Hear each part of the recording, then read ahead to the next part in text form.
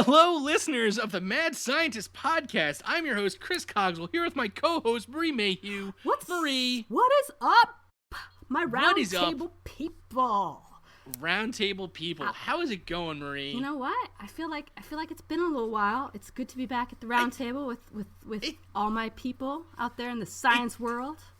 It does feel like it's been a while, right? Like, I don't know why. The last one we did wasn't that long ago, was it? I don't know, man. It's just, maybe it's just like, I feel like we're always planning on doing something, and then we do stuff, and then as soon as we're done, like, we have to do more, you know? It's like, I know. I know. This shit, listen, I mean, it's an amazing thing. The show is a labor of love, and I love it very much. Yes. But it definitely, like, things are a whirlwind right now. Things are just getting up, going. There's cogs, and not me cogs, but cogs like spinny cogs. Turning cogs. Oh, boy. This is getting bad. All right. This episode, we have a couple really cool things. We had 2 phenomenal listener questions this week. We have some really cool stuff on the weather, and specifically on hurricanes and climate change. And then we also have something on weather control and how that relates to Dyatlov Pass, which is a topic that I know, Marie, it's one of your favorites. It is one of my favorites. It's probably one of the creepiest things that I've read about has very little actual documented facts behind it. Yeah.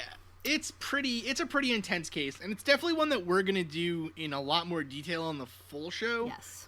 But this is one aspect of it that gets some attention, but I think it fits in really well with this. We could do a whole series of shows on Dyatlov. We could do a whole season, you know, and never even scratch the surface of the possible We things. could learn Russian, and we still wouldn't even get the surface. I took 4 years of Russian in high school, and I was not very good. Oh, Jesus, seriously? You took 4 years of Russian? Gospojina Levina was very upset with me because I didn't learn any. So she made us learn these songs that we would sing in front of the classroom, right? And it was supposed to be for, like, extra credit, but it ended up being these kind of, like, I should ask Kristaps if they did these in gulags or something, because it ended up being some kind of really weird, like, mind game shit. Like, she'd bring you up in front of the class, and you'd have to sing, and she would, like, give you a grade on how well you remembered the song and sang it. And so some kids would just get, like, some kids were like, oh, my time to shine. Some kids, like, learned the song backwards. There was one that was, like, there was a rap section. Oh, my God. And, like, some kids learned the full rap and it was terrible, Marie. And I never learned any of them, and I always got Fs on those. I don't even know how I graduated high school. I didn't learn a fucking lick of Russian. I love the fact that your Russian teacher is just eyeing you, and he's like, Mr. Chris, perhaps it is her. Perhaps it is your turn now. Yes, you have thought this through. You have memorized, and you're like, yes. She would make us go up in groups, and she would put, like, the worst kids together. Of course. And so, yeah. Sadist. So, like, we'd go up, and for the full, like, 2.5 minutes, Sadist. You know, we would just be like, we don't know these words. Like, what do you want from us, man? We didn't learn them. We didn't learn the song. You're faking it. All right. And I say sadists not because they're Russian, but because they're high school teachers. Absolutely. Okay, let's get into it. Welcome to the Mad Scientist Roundtable, episode 13, Dyatlov and Weather Control.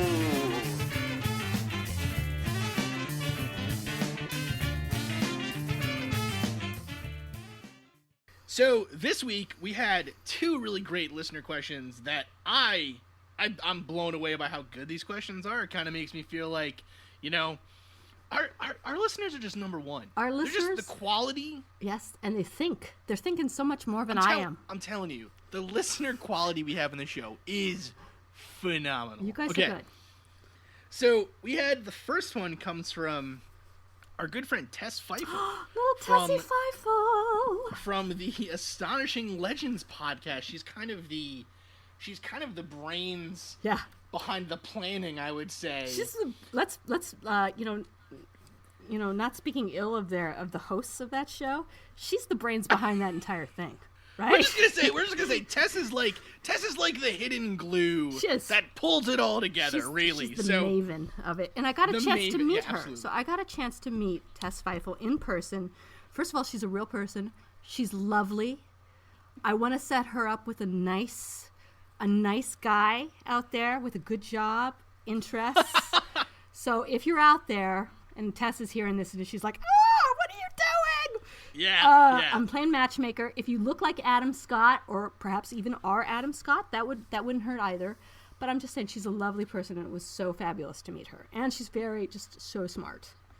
Yeah, Tess is awesome. All right, so her question was, why when someone is sleep deprived... Cool. Like we are now. Her question was, why when someone is sleep deprived do they have hallucinations?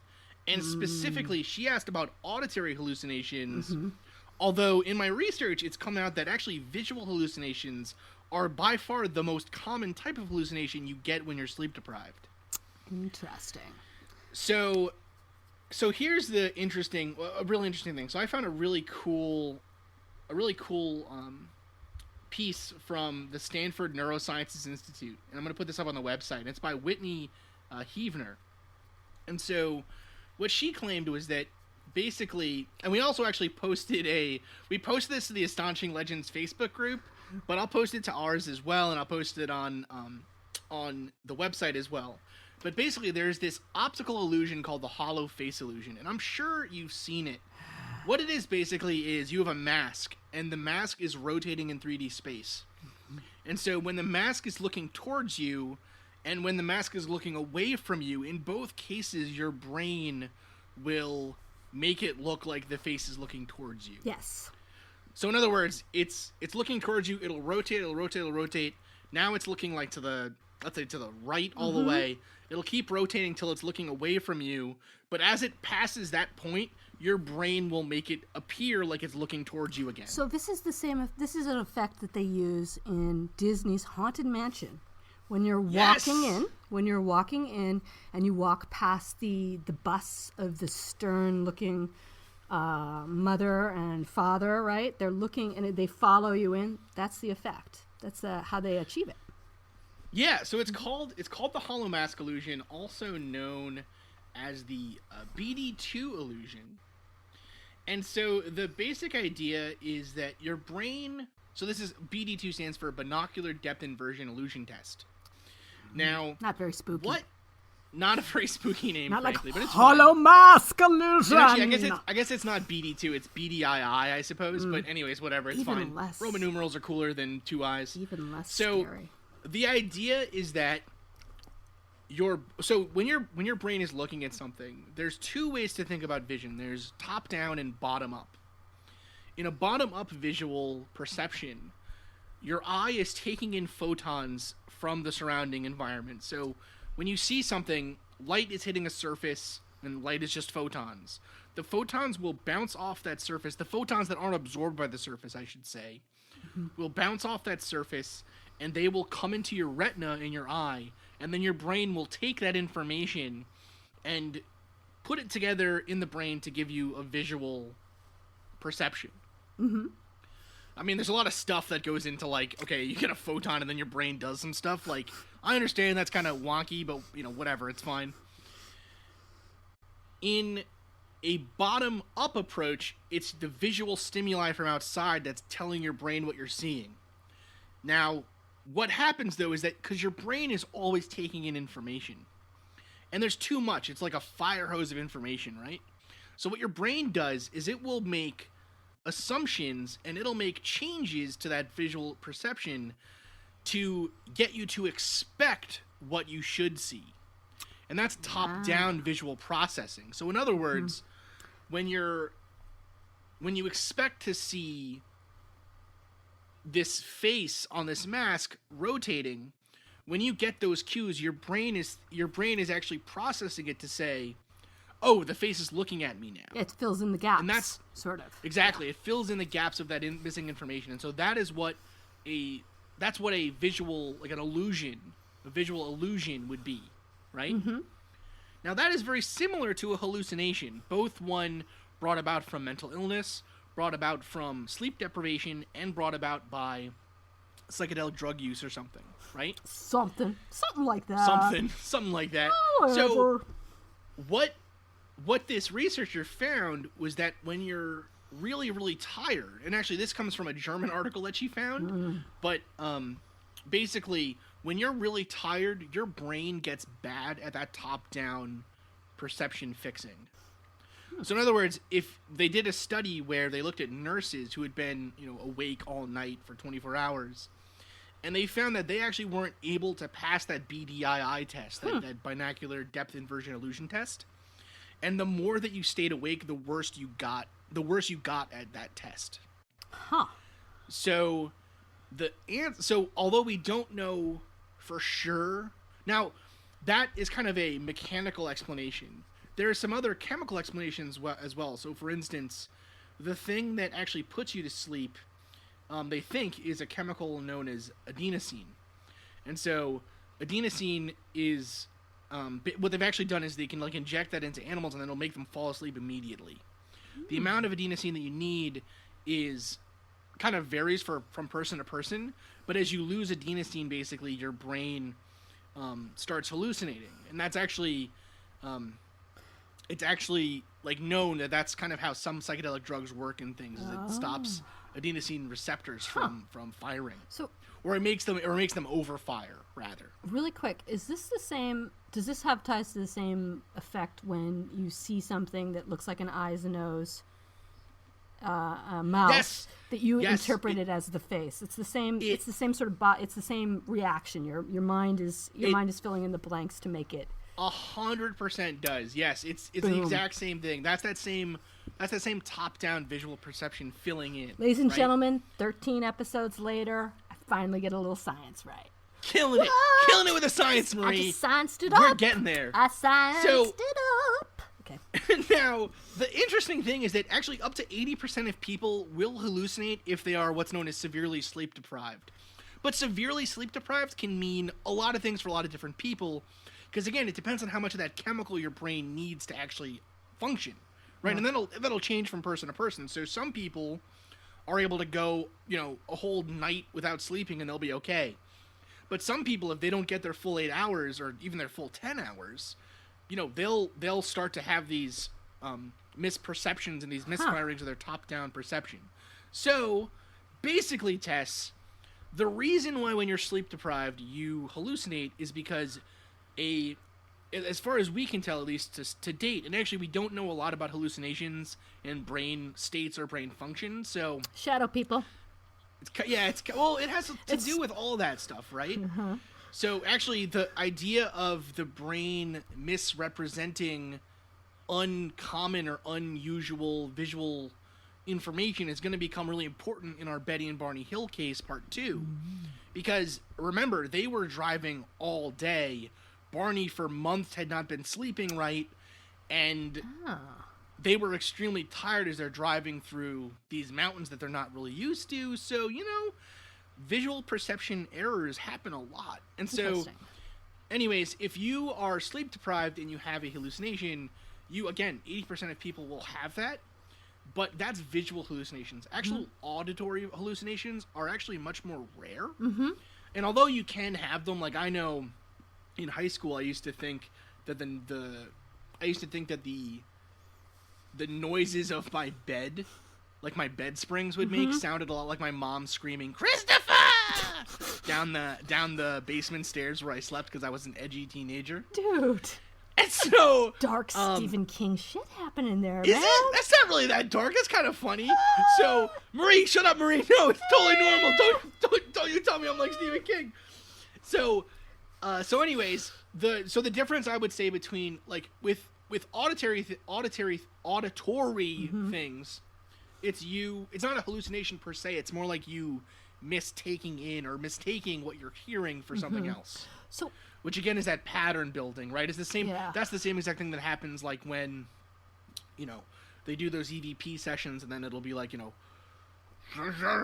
you hear go kill cats or whatever, and you're like, oh, the ghost, right? So here's a question though. It's exploding head syndrome, right? The noise, the sudden just when you're falling off to sleep. We know people that have this. I think Scott, Astonishing Legend, has it. How is that? It's an auditory effect, and it's a true auditory hallucination, right? Well, I think it's similar to tinnitus. We don't know how tinnitus happens. We have no idea.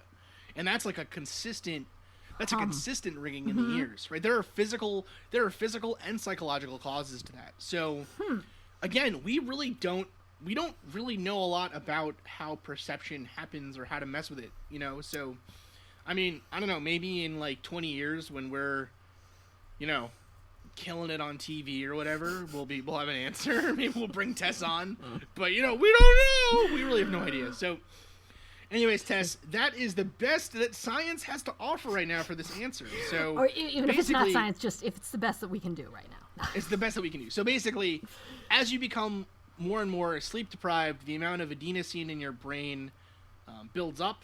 You become more prone to hallucination because adenosine seems to have some effect on hallucinations.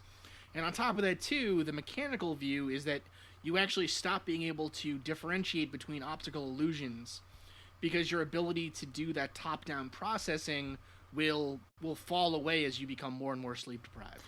So get enough sleep, people. Get nap.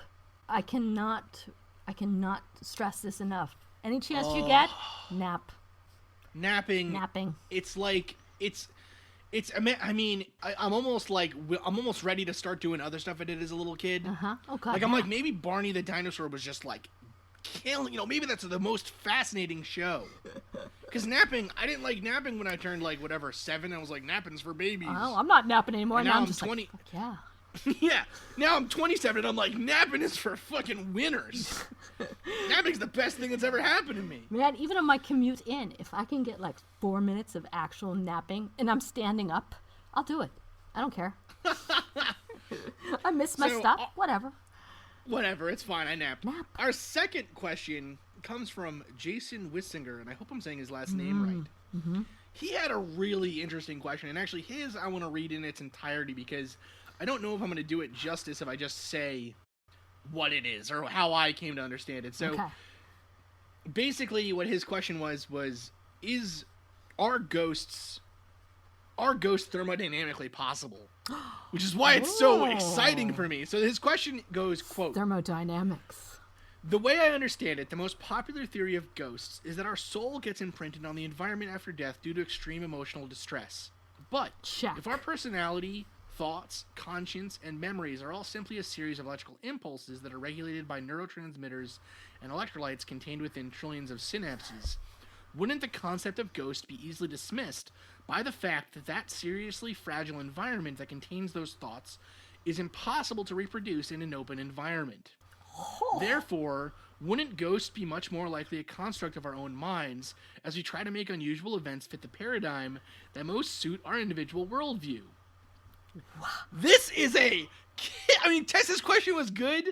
This question is good. Wow. 2 phenomenal questions this week, I'm telling you. Damn. Now, it's like somebody was paying attention during your thermodynamics when you were quizzing me. I would never have got there. So, Jason. It's okay. I want to break his question up into 2 parts. The first is this idea of ghost as electrical imprint. The second is, wouldn't ghosts be a construct of our own minds if we try to make visual events fit the paradigm? That second one has a lot to do with our first one, our first question, right? Your brain is always trying to fill in the gaps when it comes to something that it doesn't it doesn't know. Your brain is always trying to make patterns to lower processing time, right? Yes. To literally make it easier to just take in the information from the world around you. So I think there's a lot to be said for that explanation of some ghost stories, right? That it's just your brain trying to fill in the gaps to something that you don't, you're scared, you're very anxious, you see something you don't recognize or don't know normally in your everyday life. Your brain tries to fit it to something that you will understand, and later on, to try to lower your anxiety, you rationalize it as being something like a ghost. I think that is a very likely explanation for a vast majority of ghost sightings and UFO sightings and all these kind of things. Yeah. That being said, I am definitely hopeful that I will find real evidence of ghosts or Bigfoots or UFOs or whatever. But I think that, for the most part, that's a pretty good explanation for a lot of these things. I mean, just really quick, but your mind, your brain, to be able to do that, to have that sort of super processing, is so amazing. I mean, that's almost as amazing as proof of ghosts. Is what's going on in your skull right now is so powerful that it can do that on any given occasion. Yeah, That's I mean, phenomenal. Yeah, what I think is really cool too is like what you were saying earlier about the haunted house or the haunted mansion at Disney World. Like, that's some good stuff. As we get better at understanding the ways to like make people think they've seen a ghost and stuff, our haunted houses and like horror movies are gonna get fucking awesome. Just using something as simple as Pepper's ghost. Again, back to my Disney reference for the haunted mansion. In the big scene, in the ballroom scene, the first time I saw that, I was like, this is insanely cool. Like, this is like, and you see things, and to me, it was just like, it's the simplest thing to reproduce. It's very low technology, and it's amazing. But yeah, as this stuff goes on, imagine the scary shit they're gonna pull out of. Yeah, it's gonna be really good. I'm excited. Oh God, I don't know. So, I can barely stand it. So I saw that. That shit's scary, by the way. Dude, I've read scary. I've read the book probably 5 times now. Yep. You gotta go see it over my lifetime. You gotta go see it. And I know the thing is that like I get really weird with movies. I don't like seeing movies in theater that often because especially when it's like really popular. Like if I was gonna see it, I'd see it like the last week that it was playing at like 3 a.m. on a Monday.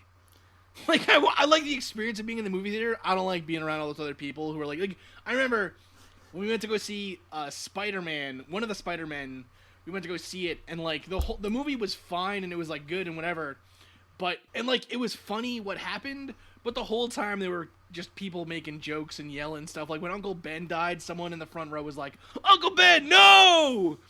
You know, like...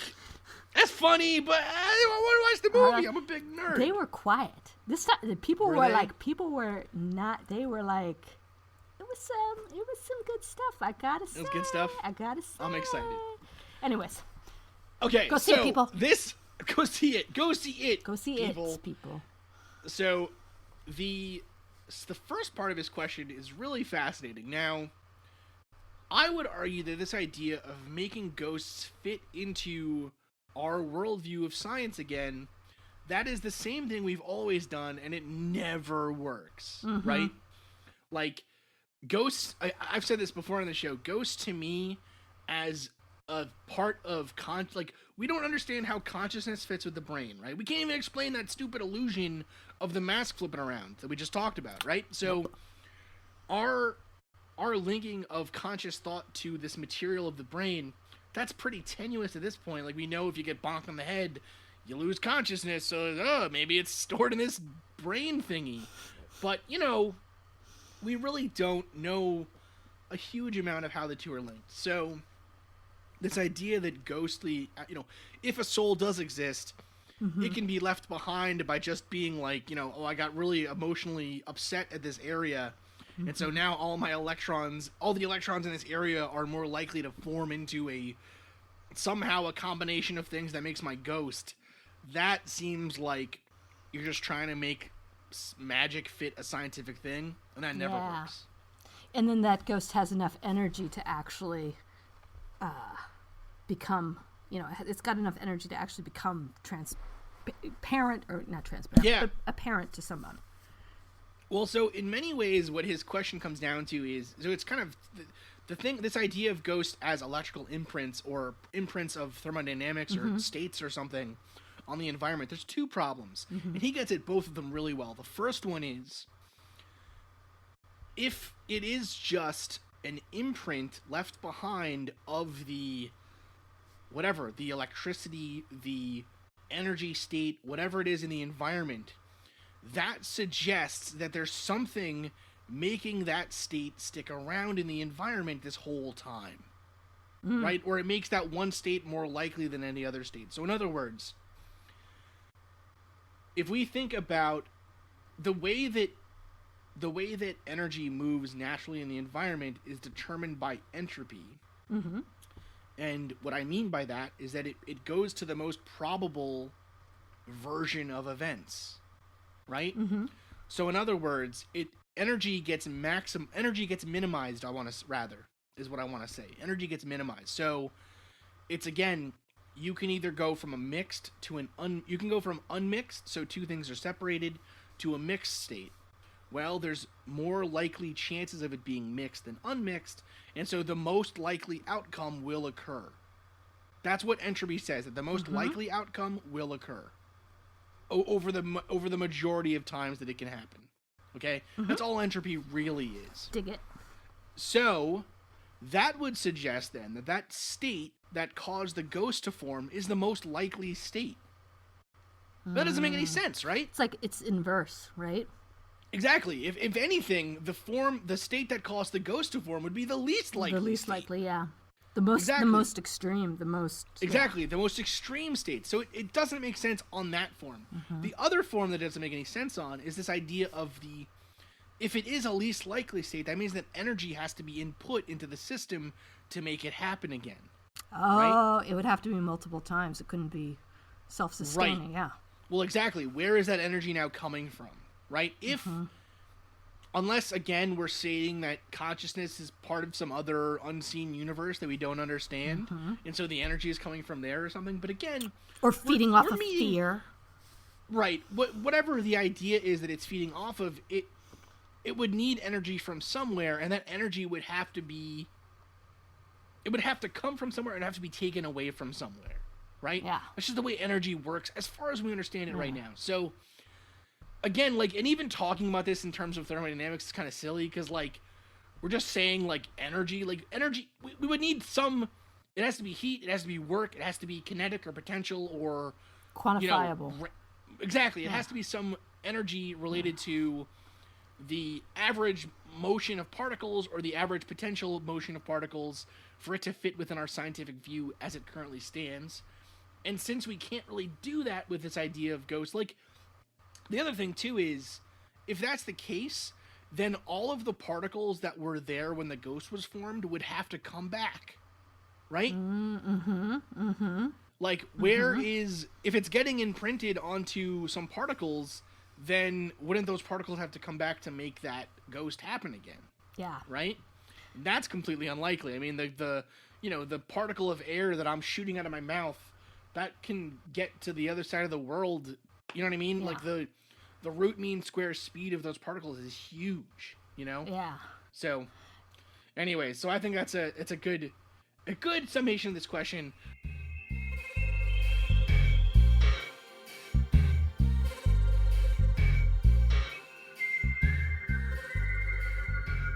So, the second part of this episode is on the effect of climate change on the weather, on extreme weather, and also the possibility that we are controlling the weather from our secret scientist base somewhere deep below the surface. Which is true. Which is 100% true, blowing the lid off of it right now. I am a lizard person.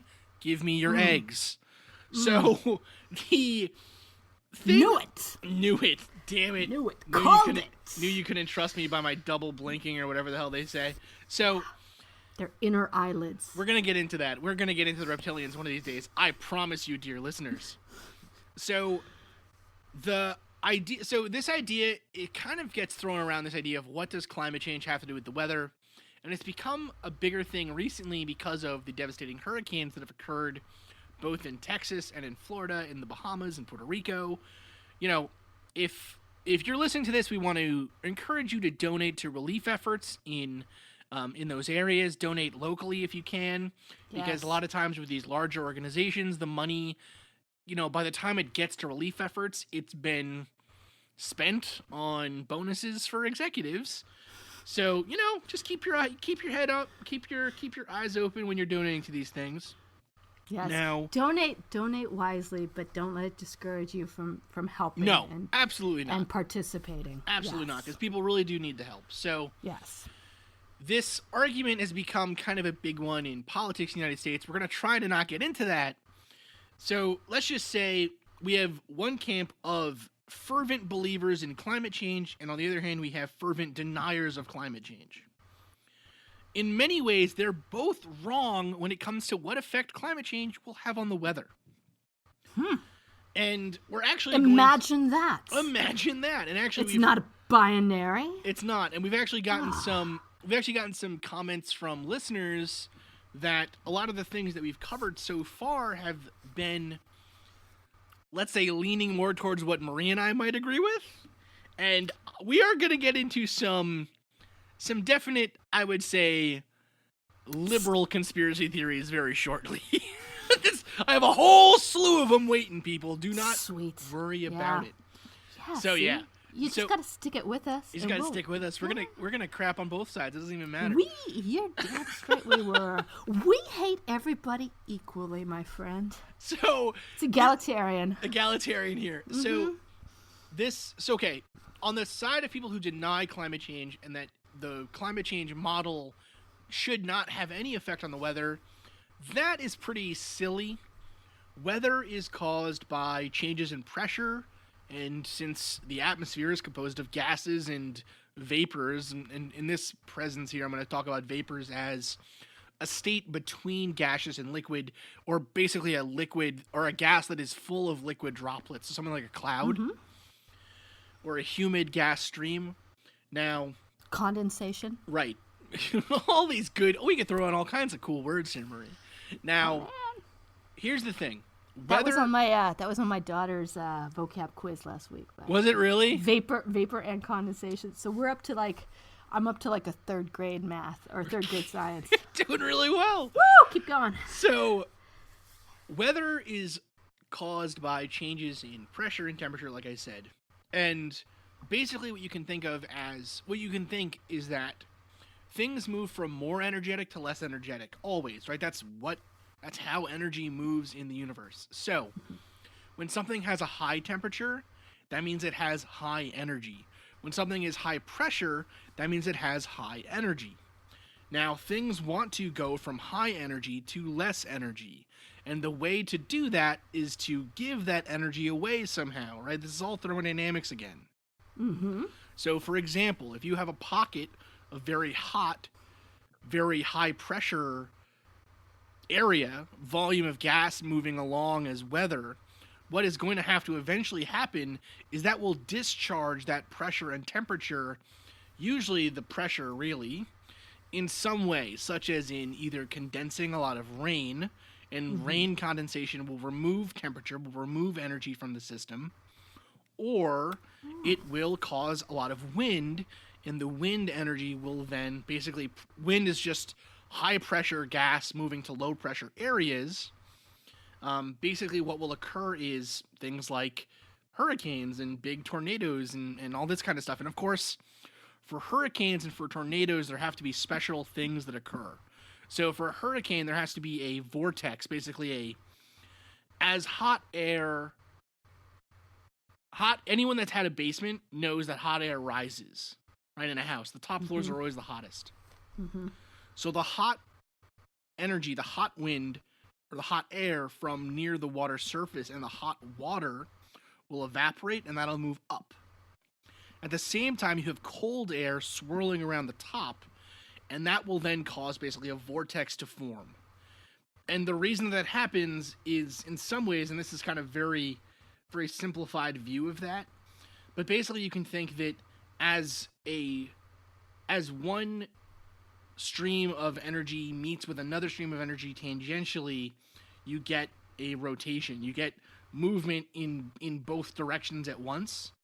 So, for instance, if something's moving in the X direction and then in the Z direction, so basically going left to right and then up and down, when it hits, what'll happen is you'll start to see movement up and then as swirling, right? Or down and swirling or whatever. Like a funnel. Exactly. So, what this basically means is you end up with an area of low pressure in the center of the vortex of the hurricane, and then higher pressure as you move outwards. And so all of this, and again, when I say high pressure or low pressure, think of it as like think of it like you have a bathtub and it's full of water, right? Ooh, science experiments at home. Okay. Okay, you can do a science experiment at home. Water is just a fluid, and so is air. Air and water are both fluids, and so they will move pretty much the same way. So, what you can imagine is you have this whole bathtub, and that's full of water. And pressure is low at the top of the water and it's really high at the bottom of the water. And the reason that it's high at the bottom of the water is because you have a lot of force from all of the weight of the water above it. Yes. That makes sense? Yes, absolutely. Perfect. Okay. Now, what happens if you pull the plug and the drain starts to open in your bathtub? What happens to the water? It goes down in a funnel. It goes down in the drain. Mm-hmm. Now, why is it going down in the drain? That's because if you imagine you have this thing of water, then you have a plug. On the top of the plug, closest to the water, the pressure is really high, right? Yes. What about underneath? There's no pressure at all. Underneath, there's no pressure. It's low pressure, right? Mm-hmm. So you remove the plug, and all that high pressure fluid will move into the low pressure zone. Mm-hmm. Make sense? Yes. Okay. Yes. So with a hurricane now, you have a low pressure center, high pressure on the outside, and it's all swirling to try to get to that low pressure zone. I'm with you. I'm with you. So what does this all mean, basically, right? Because I'm not a meteorologist. It's complicated. The weather is really fascinating, but it's very, very complicated systems. Very hard to predict mathematically, which is why weather predictions are so terrible, and partly why we're going to get to in a second why the other view of climate change is also kind of wrong. But basically, what this means is if you have hotter temperatures or hotter water on average, you have more energy to pull from for these storms. Okay. So, in the bathtub scenario, it's like having more and more water above your plug, right? Okay. If you have double the pressure of water above your plug and you remove it, it is going to, it may not seem to be more intense, but it'll certainly take longer for it all to drain. Right? Yes. So these analogies are kind of flawed. As you can imagine, any bathtub to giant weather pattern analogy will be. But the basic idea is that as climate change gets worse, the amount of energy that's present for storms to occur, storms to feed off of, the size of these storms, the length of these storms, all of these things will, on average, get worse. Okay? Okay. So, on the other side, we have people that claim that climate change will cause constant hurricanes or an ice age or whatever, right? Now, the idea, actually, this was on Skeptoid on Facebook today, which I thought was kind of apropos, very cool. Yeah. Scientists in the 70s, no one has ever said that an ice age will occur due to climate change. No scientist ever said that. Okay, that's like it's a really annoying thing because every time I get together with people that don't believe in climate change, they're like, "Oh, when's the ice age coming?" And it's like, well, you know that hurricane that like just destroyed your beachfront property in Florida? Yeah, well that's climate change, dingus. So. Do you call them dingus? I don't. I can't. I'm not allowed to. But basically, so what is that? That'd be awesome. So the problem now is that we have, and then the problem feeds off of each other, right? So you have on the one side people that don't believe in climate change. People that are trying to convince them will say, well, look at all these effects that are definitely going to happen in a system that we can't possibly predict, right? And so then when those things don't happen, or the things are not as severe as we said, or our science gets better and we have to start changing our predictions, the people that don't believe in climate change can then point to those errors and say, look, you lied to us. You don't know what you're talking about. Right? This is part of the reason people always ask me, why do I not like Al Gore with the climate change debate? And the reason is that the subtlety is lost here, right? It's science. We're getting closer to the truth, but we don't know everything. We cannot predict with certainty. You know, at the rate that our understanding of climate change is going every 5 years, let's say, the predictions 5 years from now might be completely different than the predictions of today. So we have to be conservative in our estimations of the effects of climate change, while at the same time making it absolutely clear that the things that has never changed, such as the fact that increasing CO2 will lead to increases in temperature, and increases in temperature will more likely lead to more severe weather patterns. Those ideas have never changed.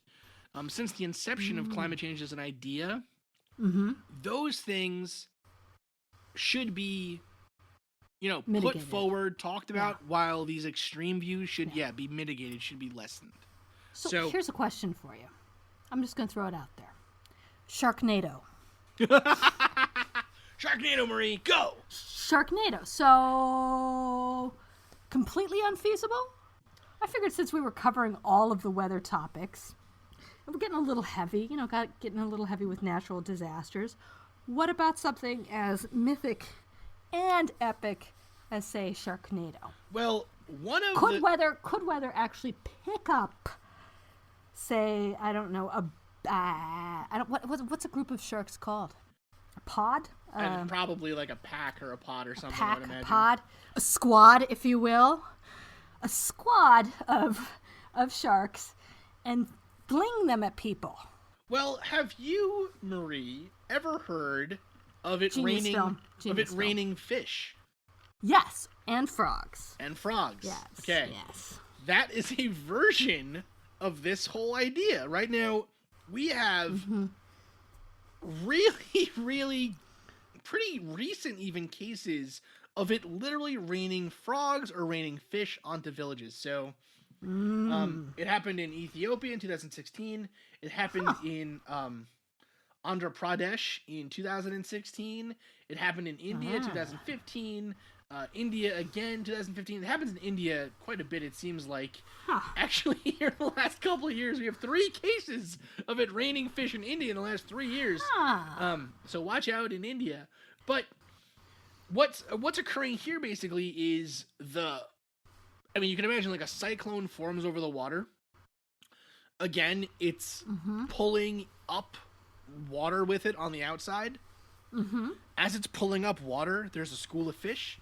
It sucks some of the fish up, and then all of a sudden it seems like it's raining hundreds of not hundreds of miles away, but hundreds of yards away or whatever, because these fish have literally just kind of been chucked by nature. You've just been hurtled through space. Now, but is there some sort of a weight limit? Like, I can see frogs that are smaller. I can see fish to a certain degree. But a shark, like, especially a larger shark, is a pretty weighty, heavy mass to be thrown, right? So that's a really interesting question. Yeah. I don't... Look at that. I don't think there would necessarily be a weight limit. Because think about it, right? 1,000 fish. I'm thinking about it, my friend. 1,000 fish. I mean, okay. Here's the thing: with a school of fish, it only has to be strong enough of a pull up to move one fish at a time. That's the lower limit of how strong it has to be. Whereas the maximum limit for how strong it could be would be enough to move all the fish at once. So I would imagine that there is some limit on the suction strength of the strongest storms we've ever had. Hold on one second, actually. Because here's part 2 of that question. Because you would think that a lot of small fish would be dispersed in the water somewhat equally, right? So there'd be a balance to it. But if you had lesser sharks and they were at different points within the funnel, it would be more lopsided, right? The weight within the water would not be. No, so I would actually think that this is the biggest critical error that we're going to see with Sharknado. Think about how big Hurricane Irma was, right? It's like it was like the size. I mean, it was miles wide, right? Yes. So think about it, like the weight of a single shark is not going to be enough to move it off its center. It's actually part of another silly thing that people were asking was like, I saw a thing that was like, could you shoot into the hurricane to make it stop? Or something. It was on Facebook. I think it was mostly tongue in cheek, but still, don't do it. So actually, what was really interesting with this last one, Hurricane Irma, was there was actually some cases or some video even showing it was so strong, the suction pressure was so high that it actually caused the water level to drop significantly. I mean, this happens all the time with hurricanes. That's why they say the rain, like the water swell after the fact, is actually worse usually. Oh yeah. Because it's picking it all up and then letting it fall back down. It's literally causing high pressure. Again, fluids move from high pressure to low pressure. So if you have an area of super high concentrated pressure near this storm, that's literally going to cause water to flow away from the storm. So I would actually argue the biggest thing stopping, like the reason that the frogs or the fish work is because the ratio between the strength of the storm and the time it requires to build to that strength is so low. So in other words, like, you can make a storm that's strong enough to pick up fish or frogs or whatever, small things, in a short enough period of time that the fish or the frogs don't have enough time to hide or get out of there. To move, yeah. Yeah. I mean, because, like, these storms pick up cars and stuff, right? So I would think if they could happen quick enough that the shark would be like, what the hell's going on? You know what I mean? Not just one shark, my man. Many sharks. Shark eye. Many sharks. Many sharks. I would think. I would think. Pod of shark. I mean, I would think it's possible. I don't know. Honestly. A plethora. So this is part of the problem though with the weather, with weather as a system. A quarry of sharks. I don't know. A quarry of sharks. It's really complicated. So this is something that I don't think people really fully grasp. Our computers, even our best computers, can only. Okay, let me start from the very beginning. At a certain point in our mathematics, as we currently know them, you come to things that you literally cannot solve what's called analytically. There's two ways to solve a math problem. There's analytical and there's analytical, and then there's like an experimental solution is I guess how we would say the other way. An analytical solution is one where, or maybe not experimental, analytical, and then there is an estimation method to solve something. So you can think of it this way. An analytical solution to the question of 2 + 2 = 4 is possible because we know that the number 2 plus another number 2 always gives us the number 4. Yes. Okay? So that solution is solvable. But we can also solve that using estimation methods. So let's say we can't get all the way to what 2 is, right? Well, we can take 1.99999 and add that to 1.99999 and get really close to 4. Right. Right? Yes. This is the hypotheticals. Kind of right. So at a certain point in our math, we can no longer do analytical solutions. There are equations that do not have analytical actual solutions, exact solutions. And one of those is how Sharknado got made. Well, and a lot of those are how fluids flow in 3 dimensions or 2 dimensions. So you actually come to a point where you can't even solve those equations anymore with our best mathematics, and that we currently have them. So what we have to do then is we have to actually write computer programs to come up with estimates of those solutions. Dig it. Okay. And that takes a buttload of time because the best we can do with that is literally like, it's a pretty good version of guess and check. Yeah. So we guess an answer, we then solve we guess what the answer will be. We then back solve the equation to try to get what it would give us. And then the difference between those two things we use to make our next guess. So in other words, like, you want to get to the answer apple. So you put in the number 4 and you come up with an orange. And you're like, okay, well, we're kind of close. We're round. So now I'm going to put in the number 5. And then when you put in 5, you get to banana. And now you go, okay, well, I went too far. Yeah, now I'm going to put in 3. Yeah. And at 3, you get a peach. And you're like, okay, it's between 3 and 4 then, right? Right. So that's the way that our computers do this with math, with numbers, not with vegetables or fruits or whatever the hell stupid analogy I just came up with off the top of my head. But it makes sense. Yeah. I can get it. It's all guess and check ultimately with our computational methods. So when you get even, and then I'm talking like a simple problem, like you have water flowing through a pipe, right? And maybe at the end of the pipe there is a sudden a nozzle, right? Mm-hmm. That would take a long time to solve mathematically using computers. That would take a while. Yeah. So using our even using the best computers we have, that would probably take at least a couple minutes to solve. If you want to get an exact solution. Okay? So and of course I'm by no means a computational mathematics expert, but the general point here is that as you start making these systems bigger and bigger, you need to input and control for a lot more variables and different equations. And so the totality of that system just becomes so great that we can't possibly predict it. So a lot of our weather models are based on estimations. Yeah. And that's why, and so that's partly why now these ideas that climate change will definitely lead to worse storms or these types of storms or whatever, we can say generally that that's true, but we can't make a prediction for the number of hurricanes or where they'll happen or the general strength of them. We have to be very careful about how we couch our predictive abilities. Because every time we're wrong, some stupid idiot is going to be like, you were wrong. It's hard. It's not easy.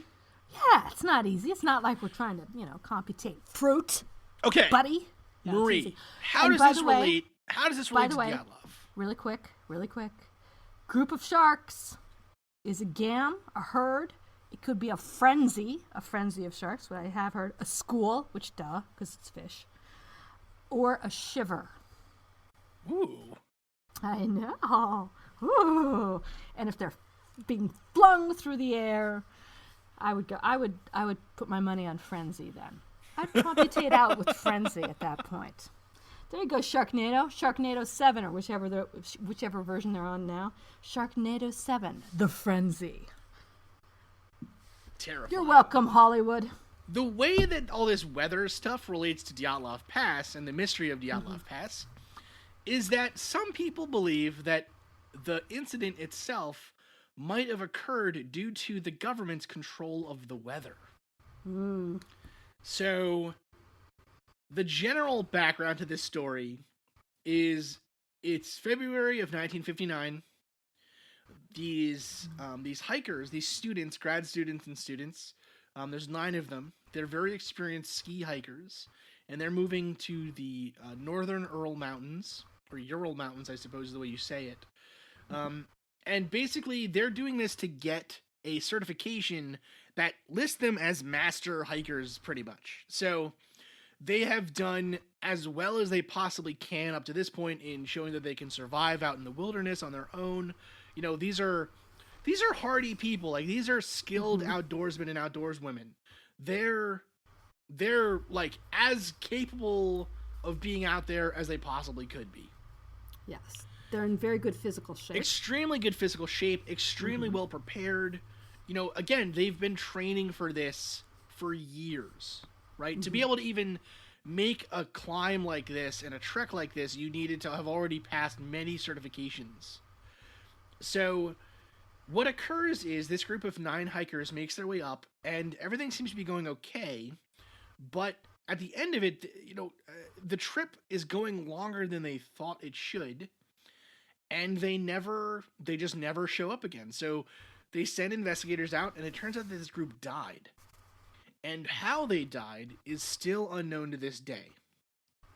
Now, part of what makes this so compelling is the use of the word compelling in the official investigation conclusion. So the Soviet Union sent investigators out to see what had occurred, and what they found was that, or what they had actually said was that a unknown compelling force had caused the deaths. So they found that 6 of the people had died from hypothermia, and 3 others showed signs of different kind of traumas. So, for instance, fractured skull, brain damage, but no injury to the skull itself. One of them had their tongue and their eyes missing, and just and their bodies were strewn about and just thrown around, and it's pretty horrible. Now, we are going to do a full episode on this. I promise you, listeners. But one really interesting argument is that this was caused by some kind of government. The government either caused an avalanche, or they caused a storm, or a huge pressure wave to come and cause the hikers to get pushed around or go insane or something. So it's pretty intense. So Marie, what do you think, Marie? What are you thinking? What am I thinking? Well, so one of the other points too is where they were found. So they were found in, I want to say, the slope of a shallow valley. And they were found all outside of their tent. So they had a large tent that they all would set up. It housed all 9 of them. They were able to come in. They cooked in there. They had sort of a routine when they would come in, where they would store all their stuff. And it was very orderly. And one of the biggest mysteries coming out of this is something compelled them out of the tent in the dead of night in sub-zero degree temperatures. Some of them weren't even wearing shoes.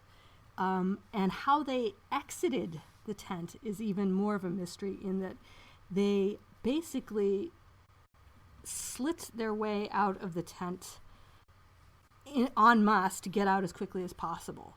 So there's these they've tracked it, that there's these knife groove marks that were made from the inside, basically just shredding the outside or the inside of the tent, so they were able to get out quickly. So that is, again, just that one little fact alone, that it wasn't something clawing to get in, it was them trying to get out, adds to this whole mystery. And was it some psychological effect that affected their psyche?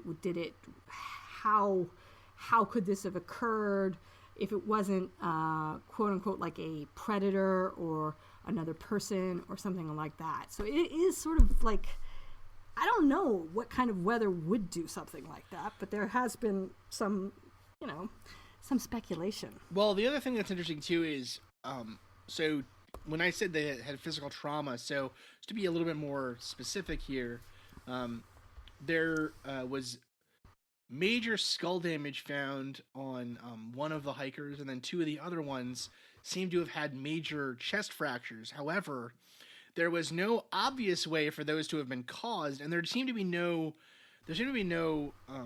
soft tissue damage. So in other words, it seemed to be almost an internal, like the inside of the body was damaged as if it was in a car crash, but the outside seemed to be fine. Almost internally ruptured. Exactly. So microwaving. Something weird, right? So like almost like a cooking from the inside out or something. So so there are a lot of different competing theories here. I think one of the more plausible natural explanations maybe would be an avalanche. But they say that... Go ahead. Well, but Chris, no.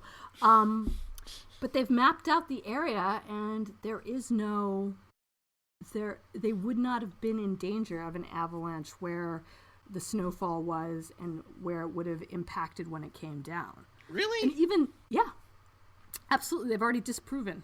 Avalanche. We're gonna have to see about. I don't know. Okay, so Marie. let's put a pin in avalanche and say, you know what? It could be an avalanche. However, I think they have already decided, like, that noise alone wouldn't have drawn them out as quickly.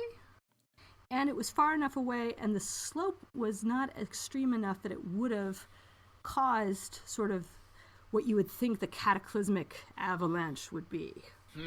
So the other option that some people think is potentially very, very high wind. So for instance, they're in a pass, so potentially some kind of wind tunneling effect occurred, which would cause something like a push of wind so strong that it could, I don't know, rupture your insides. Like, again, these seem pretty far-fetched, but the general idea when it relates to weather control is that the government, either the Soviet government who was testing out their weapons, or the American government trying to attack the Soviets, or maybe some other weird government, who the hell knows, shadow government. Was basically using weather control to manipulate these hikers in some way and cause their deaths.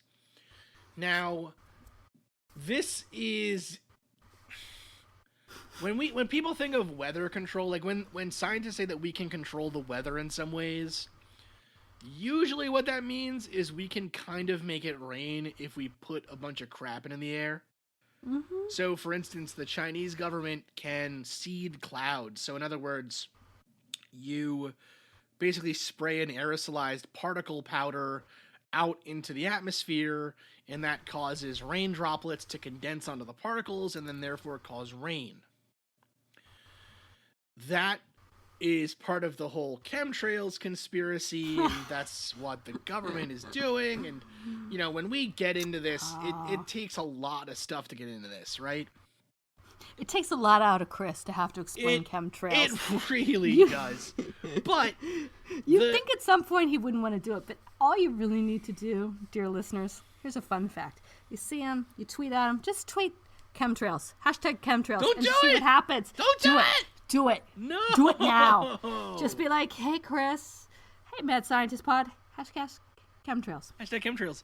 So this whole idea of the government controlling the weather, like one idea is that we have something like a giant laser beam that shoots infrared waves or microwaves or something into the upper atmosphere that causes the upper atmosphere to heat locally, which then causes huge storms to happen. Now, here's the problem with that. If you're shooting a laser beam to a certain part of the local atmosphere, that laser beam has to come from somewhere and it has to go through something, right? Mm-hmm. So if it's on the center of the Earth, or the center of the Earth, if it's on the Earth's surface somewhere, then how are they getting it to that single spot without heating up all the other air around the beam?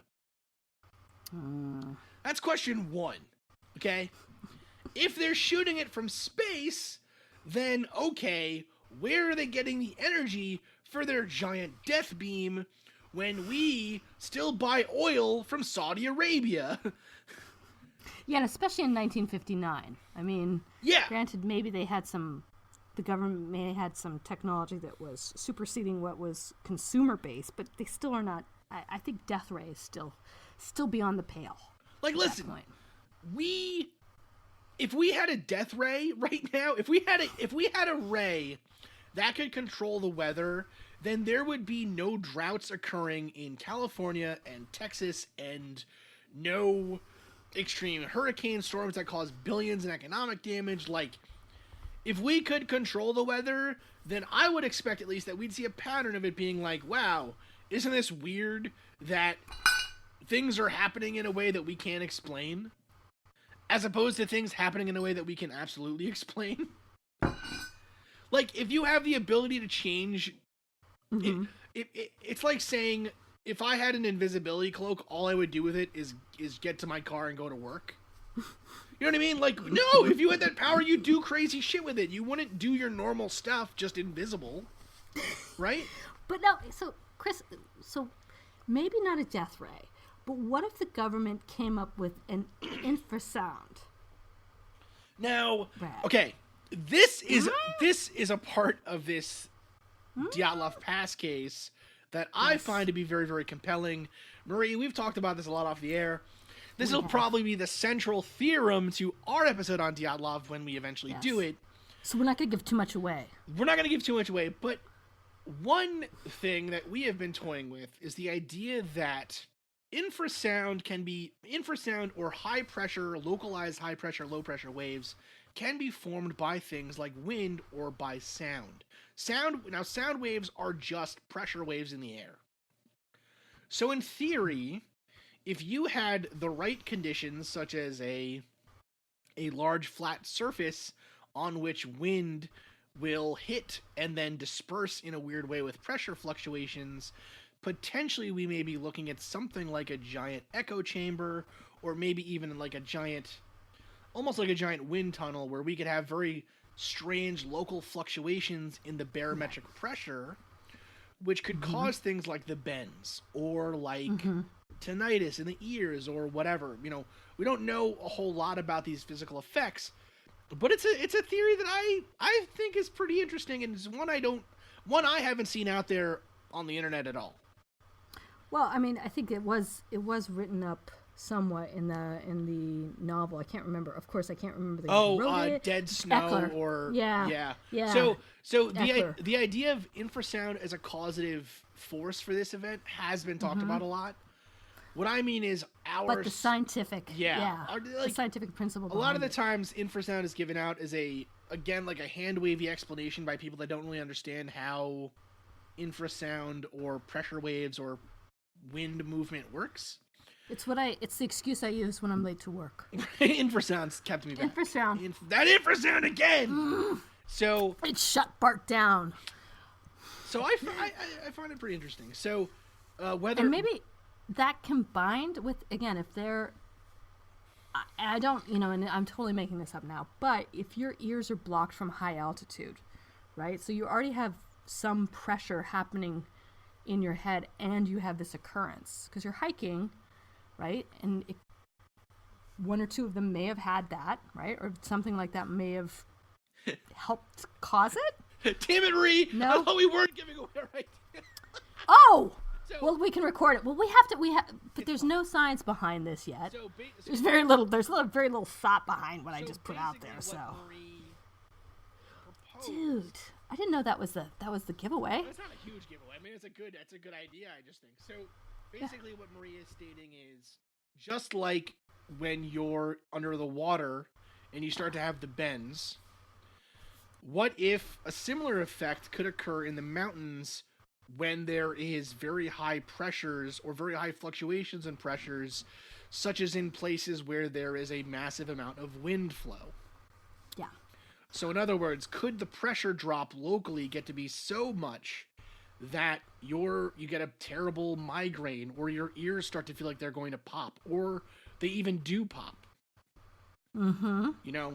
So could extreme pain be caused by a local change in barometric pressure up at lower altitudes, or higher altitudes rather, lower pressures? Mm-hmm. Mm-hmm.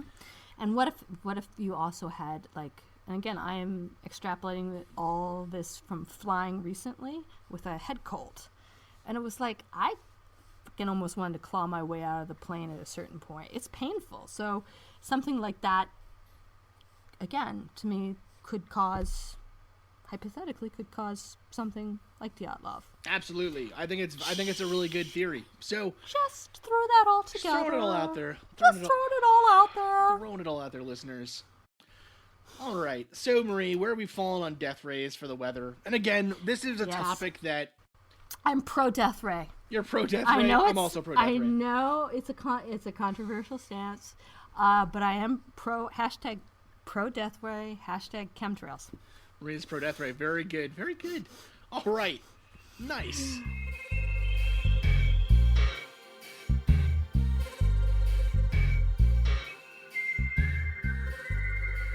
Well, that is all the time we have this week, dear listeners. Thank you so much for joining us here on the Mad Scientist Roundtable. Roundtable. Yeah. I am your host, Chris Cogswell, joined by Marie Mayhew.